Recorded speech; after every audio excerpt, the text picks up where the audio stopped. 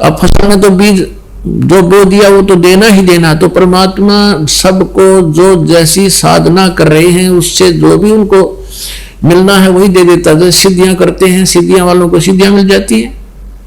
जैसे अगस्त ऋषि ने डलेड हुए, ऐसी सिद्धि प्राप्त कर ली कि 7 समुद्रों को एक ही घूंट में पी गया, खाली कर दिए 7 समंदर। अब बता, शर्म मार लो सिद्धि ने के चाटो सिद्धि का क्या करे। तो ऐसी साधनाएं जो करते हैं शास्त्र विधि त्याग का मनमाने आचरण जो है ये यूजलेस बताए हैं। भले ही उनसे आप जनता में प्रभुता हो सकती है जीव की, लेकिन मोक्ष नहीं। अब 18वें अध्याय के 64वें श्लोक में कहा कि अर्जुन वो मेरा पूज्य देव है, और 18वें अध्याय के 65वें श्लोक में कहा कि अब मेरी शरण में रह, मेरा भक्त बन, मुझे नमस्कार कर और निश्चय तो मुझे प्राप्त होगा। 18वें अध्याय के 66वें श्लोक में तुरंत कह दिया, फिर डिफरेंशिएट कर दिया अलग अलग कि उसकी शरण में जाना है। 18वें अध्याय के 62वें श्लोक में जिसके विषय में कहा है उसकी शरण में जाना है, तो सर्वधर्मान परित्यज माम एकम शरणम व्रज, मेरे सतर की और सभी पूजाओं को त्याग दे। और फिर एकम शरणम व्रज, मेरे सतर की जो साधना है, धन भक्ति धन तूने इकट्ठा किया, वो मेरी मुझे छोड़ दे, मुझे दे दे, उसका प्रतिफल मत लेना। एकम शरणम व्रज, एकम जिसके बराबर दूसरा ना हो, अद्वितीय। अब यहां गीता अनुवादकर्ताओं ने अनुवाद गलत कर दिए, अर्थ अनर्थ कर दिए। व्रज माने जाना होता है, इन्होंने आना कर रखा है। अब इनका दृष्टिकोण क्या था कि ये श्री कृष्ण जी से ऊपर नहीं मानने थे, श्री कृष्ण जी को सुप्रीम पावर परम अक्षर ब्रह्म मान रहे थे, और जिस कारण से इन्होंने अर्थों के अनर्थ कर डाले। व्रज माने जाना होता है, इन्होंने आना कर दिया। तो यहां कहा, गीता ज्ञानदाता कहता है कि मेरे सतर की जितनी पूजाएं हैं, धार्मिक अनुष्ठान जो तूने किए हैं, सभी धर्मान परित्यज माम, मेरे सतर के जितने भी धार्मिक अनुष्ठान हैं, धार्मिक पूजाएं हैं, वो मुझ में छोड़ दे।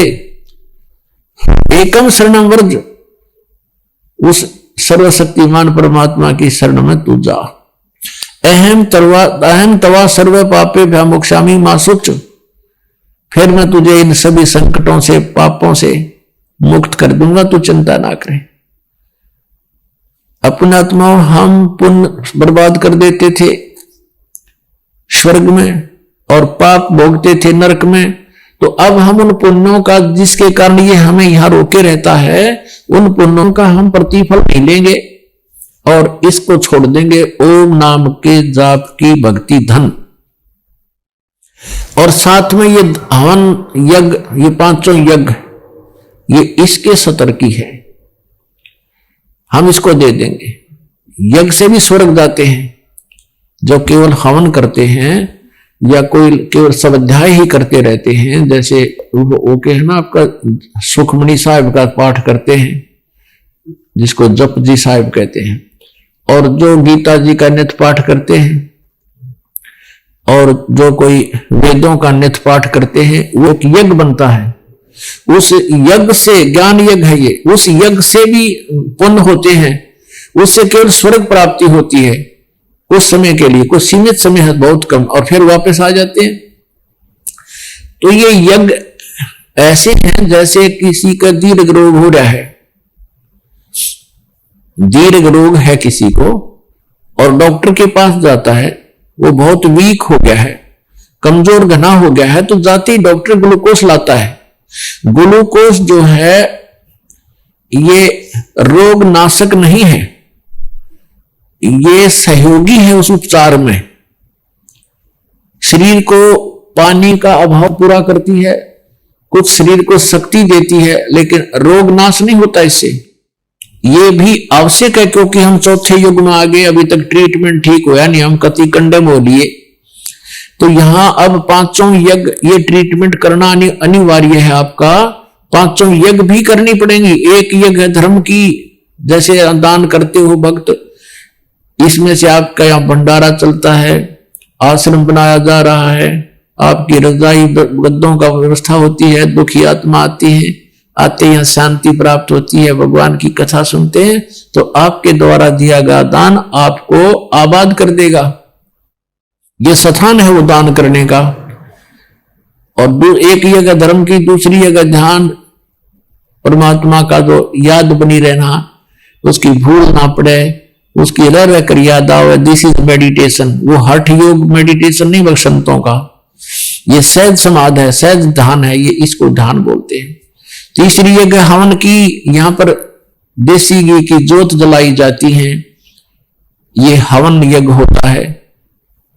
और चौथी यज्ञ प्रणाम, जैसे आप दंडवत प्रणाम करते हो, ये भी एक यज्ञ बनता है। और पांचवी यज्ञ है ज्ञान की, सब अध्याय करना, सत्संग श्रवण करना, ये ज्ञान यज्ञ है।